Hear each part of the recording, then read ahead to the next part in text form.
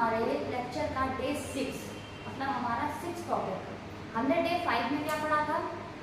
Day 5 में हमने पढ़ा था प्रोग्रामिंग लैंग्वेजेस के बारे में, जो हमारी 3 टाइप्स की थी। कौन कौन सी थी?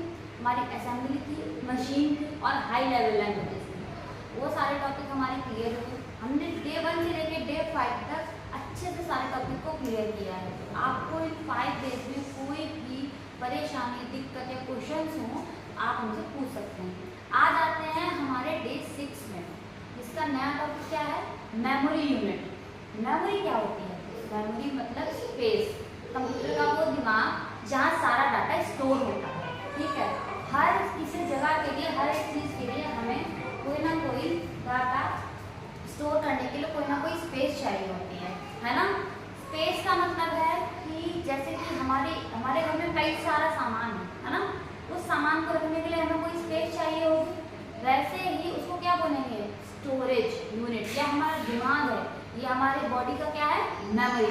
ऐसे ही कंप्यूटर की भी मेमोरी होती है, जिसको हमें पता होनी चाहिए वो मेमोरी क्या होती है, उसमें कितना डाटा स्टोर होता है, कितने कितने पार्ट्स में डिवाइड है। डिवाइड इसलिए बोल रही हूँ क्योंकि जैसे हमारा घर है, उसमें हम उल्टा सीधा सामान तो नहीं करते हैं ना।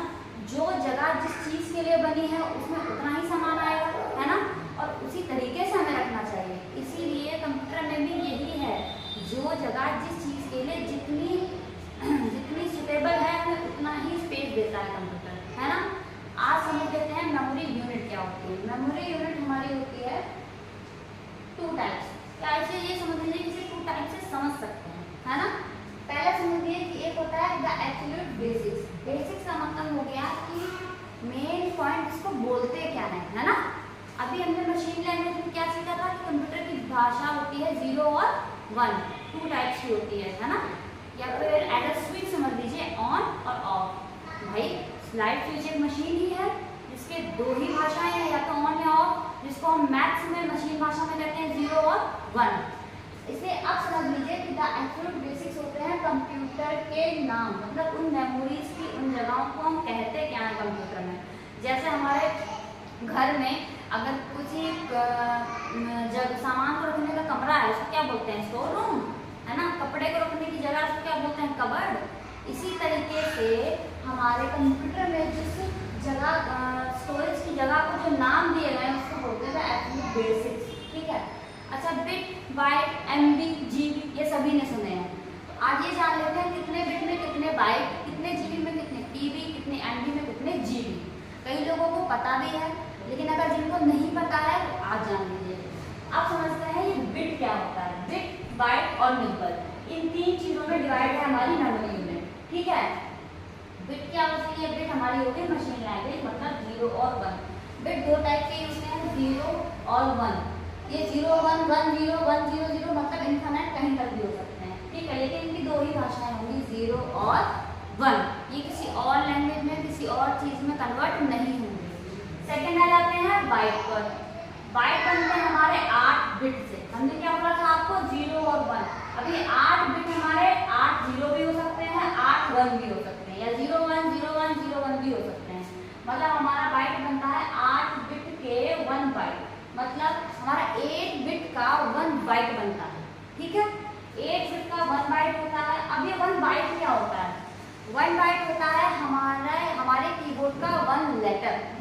इसको आप 8 बिट भी बोल सकते हैं या 1 बाइट बोलिए। जब हम कंप्यूटर के कीबोर्ड में जब कोई एक लेटर टाइप करते हैं, कोई लेटर प्रेस करते हैं, चाहे वो 1 2 3 4 हो, चाहे वो ABCD हो, तो वो हमारे कंप्यूटर की स्पेस में 1 बाइट लेता है, मतलब 8 बिट ले लेता है। ठीक है। अब निबल पे आ जाते हैं। बिट और बाइट हो गया। अब निबल क्या होता है? जब हमारे 8 बिट का 1 बाइट बनता है तो अब आ जाते हैं 4 बिट्स का एक निबल होता है। ठीक है, मतलब समझ लीजिए 4 बिट्स का एक निबल हो गया, 8 बिट्स का 1 बाइट हो गया, है ना। अब आ जाते हैं conversation chart.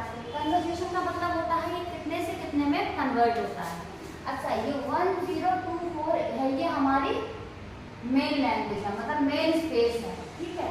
The conversation chart के हिसाब से हमारा 1 KB सभी ने सुना है ना। ये 1 KB तो सभी जानते हैं। KB क्या होता है? सबसे छोटा स्पेस का फॉर्मूला, या सबसे छोटा जो जो हमारे कंप्यूटर में सबसे कम या हमारे फोन में सबसे कम स्टोरेज लेता है वो होता है केबी, है ना। और वो कितने बाइट्स के बराबर होता है? 102 बाइट्स के बराबर होता है, ठीक है। हमारा एमबी मतलब मेगाबाइट, है ना, वो होता है 1024 केबी के बराबर, है ना।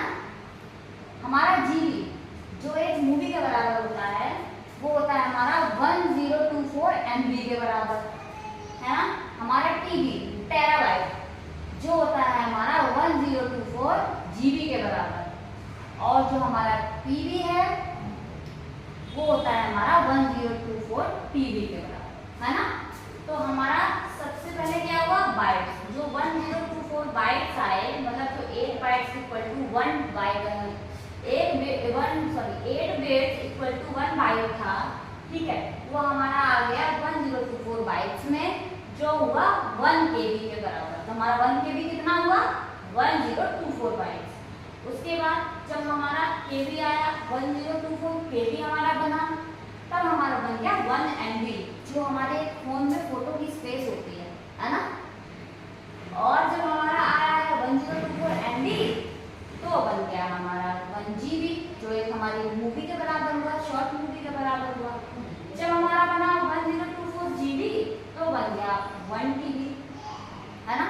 जो एक हार्ड डिस्क, जो फोन लोग कहते हैं ना लाखों मूवीज के बराबर, मतलब हजारों मूवीज के बराबर, है ना, वो हो गया हमारा 1 टीबी।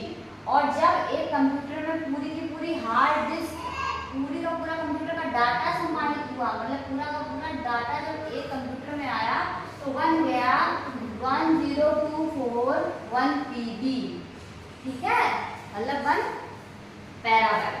अब ये समझ लीजिए ये हमारे कंप्यूटर का स्पेस है, ठीक है, जिसको हम इसे समझते हैं कि कितने केबी में कितने केबी डाटा आता है। अच्छा, ये मैं इसलिए समझा रही हूँ ताकि आपको ये पता चले कि कंप्यूटर की मेमोरी होती क्या है, ठीक है, इसमें कितने से कितना स्पेस आता है, और कितना स्पेस किस मेमोरी में आता है, किस जीबी में आता है, किस एमबी में आता है। अच्छा, ये जान लेते हैं कि ये एमबी, टीबी, जीबी और केबी ये इतने ही क्यों होते हैं। रीजन है क्योंकि हमें ये पता है कि जब हमारे घर में कोई कबर्ड, अलमारी या फिर एक चाय का कप ले लीजिए, चाय के कप में जितनी चाय आएगी आप उतना ही भरेंगे कि ओवर भरेंगे? ओवर भरेंगे तो फैलेगी ना। उसी हिसाब से हर जीबी, हर केबी की इतनी ही स्पेस है 1024, है ना। कई बार हम अपना डाटा जब खर्च कर लेते हैं तो आजकल तो तुमने सुना होगा 1 जीबी का मतलब हो गया 1000 एमबी, यही होता है 1000 एमबी इक्वल टू 1 जीबी। तो जो 24 है वो ऐड नहीं होता है, लेकिन हमारी रियल एमबी का साइज है 1024।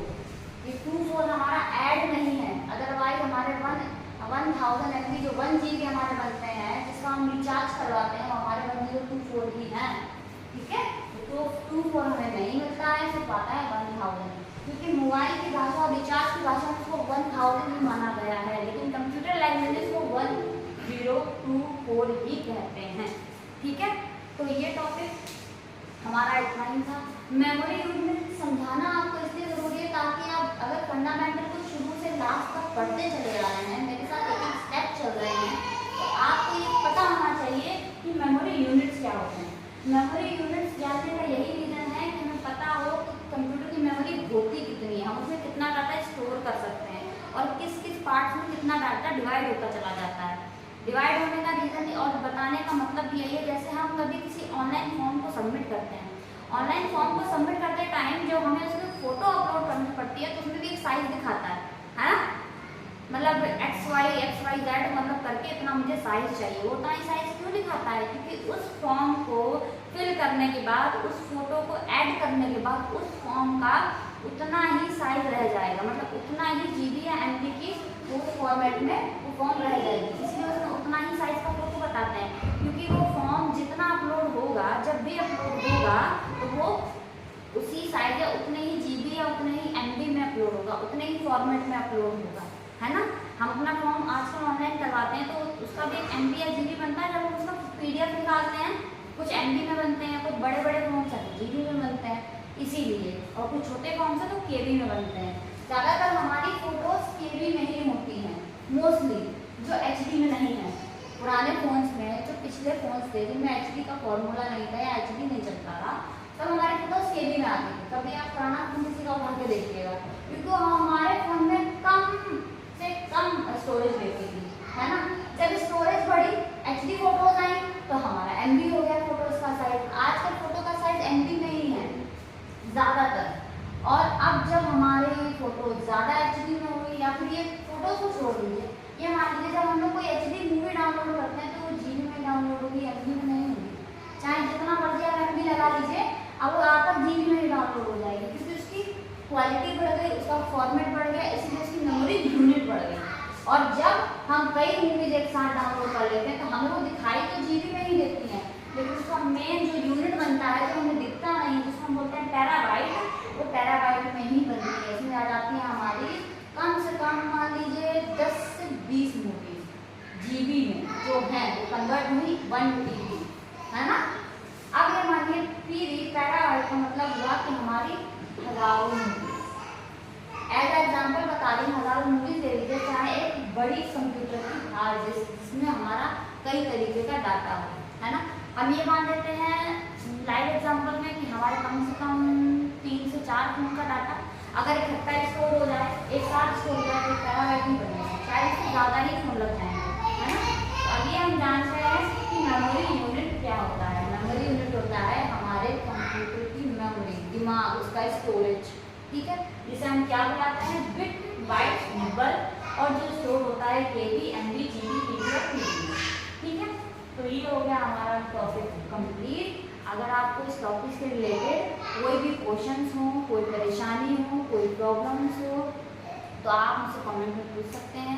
अगर आपको पर्सनली कुछ पूछना है या पर्सनली कुछ जानना है या मुझसे कोई इन्फॉर्मेशन चाहिए इंस्टीट्यूट को लेकर या इस क्लास से लेकर, आप मुझे इंस्टा पर भी DM कर सकते हैं। मेरा इंस्टा ID मेरे बायो लिंक में है। उसके अलावा आप इस क्लास मेरी फॉलो करते रहिए, चैनल को सब्सक्राइब कर लीजिए, बेल आइकन प्रेस कर दीजिए, लाइक कीजिए और चैनल को शेयर कीजिए। तब तक के लिए हमारे लिए बने रहिए हमारे साथ अगली क्लास के लिए, डे 7 के लिए। और तब तक के लिए थैंक यू।